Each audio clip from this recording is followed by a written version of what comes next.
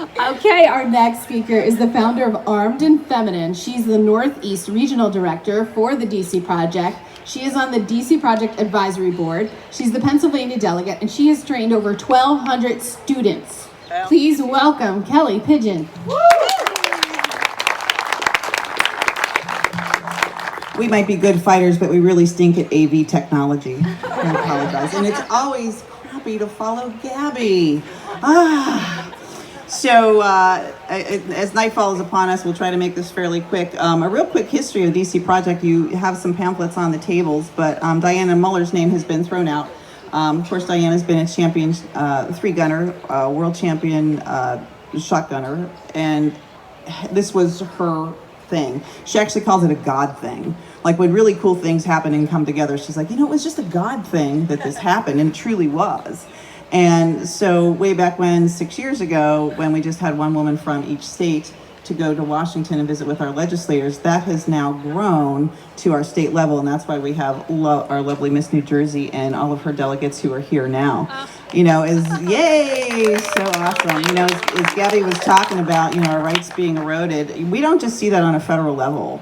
Right now there are at least 30 anti-gun bills at the federal level and probably just as many states. I'm from Pennsylvania, and we have no fewer than 35 anti-gun bills right now at the state level. So it's really important that we get out there and be the counter voice to all of these anti-gun organizations that are out there too. And if Gabby said, if you don't want to use your voice, email, call, whatever, and I would suggest we have a little paper sitting out on the table here. It's about effective Second Amendment messaging. And the real key, we were just in Washington, D.C. a few weeks ago, and we met with about 40 congressmen and women at a reception, and we told stories, and they said it's so important that you tell your stories because that's what they're going to remember. Too many people are unfortunately tired of hearing about, it's our constitutional right to keep and bear. Well, we know that, but the other side just always gains points by emotion. And so as women, we have a lot of stories, and those can be really impacting, and people will remember the stories. They're not going to remember the slides, they're going to remember the stories. And so, when we talk about female gun ownership and the rise of that, we don't have that traditional profile of guy in the orange ball cap with the beard and the flannel shirt. One of our teams actually, this was about 2 years ago or 3 years ago, met with a senator from legislative aid from a senator from California, who shall go nameless, and found out this was a bunch of women who were there to talk about their gun rights. And as she came in, she said, "Wow, you don't look like gun people." Well, what the heck do gun people look like?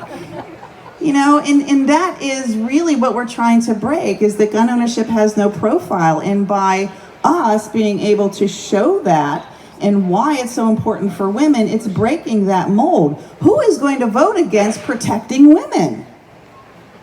Probably no one. So that's why we want to shine the light on why these gun rights are important for women, although all Americans, right?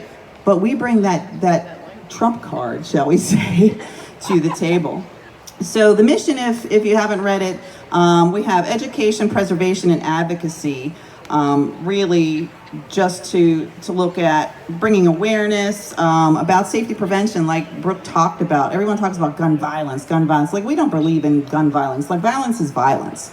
And so we certainly believe that education is more important than legislation, right? And in other speeches that I make, I will say you cannot legislate good parenting, and you cannot legislate common sense.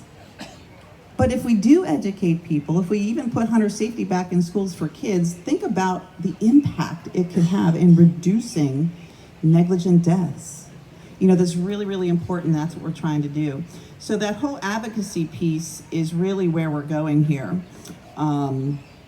I already talked about that. So as we now move into 6 years, and we've been really making a lot of progress, this whole thing is about relationships too, relationships with our legislators. And so it's a little more difficult for them not to talk to me if they know me by name. And a lot of them recognize us, they know us by name, they refer to us as which we like. You know what? We are tired and we are done being the silent majority. We are done not having a voice. Right? Go ahead, give me a clap. Yay. We don't want to have just a seat at the table. We want to have a voice in this conversation, and we're getting it. We are getting this voice. We've already had, in the last 3 weeks, 3 delegates back to Washington, D.C., testifying in front of Senate committee hearings, House meetings, and Diana Muller is going again on next Thursday to sit in front of the House Judiciary Committee. Again, we have had multiple of our state delegates testifying at the state levels at their judiciary meetings. This is the impact that we've had in just a short amount of time, is that we are little forces to be reckoned with because we are getting voices in the conversation in addition to seats at the table, and it's great. So we're getting utilized for our resources, and they're using our stories. They're using our stories that we tell them on the House floors and in committees, and that's a really big deal. They're hearing us. So let's see here. We're making a difference, having lawmakers understand that having a gun can either help you if you have one, or it can hurt you if you don't have one. And that's the message we're trying to send. So we are going to fight this wave of gun control that's sitting in our doorstep, and we are going to fight to preserve individual liberty under the Bill of Rights, and we will keep fighting for all of you so that the Second Amendment does not get infringed. Thank you. So thank you for helping us help all American gun owners, and let's make guns great again.